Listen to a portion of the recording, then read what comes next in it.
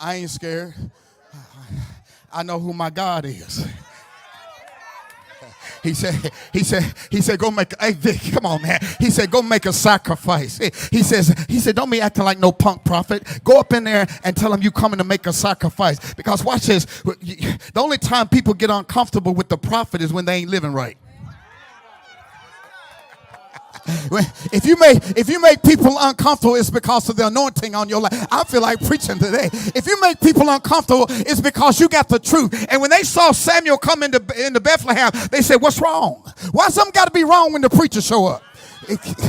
I shouldn't. If I'm making you nervous, it's because you ain't living right. I need something. My God, today, I feel like preaching today. Do y'all make people nervous? Do you know people act different when you come around? Do you notice people stop talking when you walk in the room? Do you notice how people shut up when you walk in? That's because they not living right. It's not a reflection on you. It's a reflection on... y'all done made me start preaching up in here. I feel my help coming on. He says, I'm coming to make a sacrifice. And watch this. Here's what Samuel says to the people. He says, purify yourselves and come and join me in the sacrifice.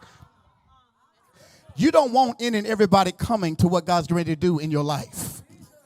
If they're not pure, you don't need them around you. Consecrate yourself. For what the level that God's getting ready to take me to, I don't need dirty people around me. For what God's getting ready to do in my life, I don't need toxic thinkers around me. For what God's getting ready to do in my life, I need somebody to consecrate themselves because God's taking us to another level.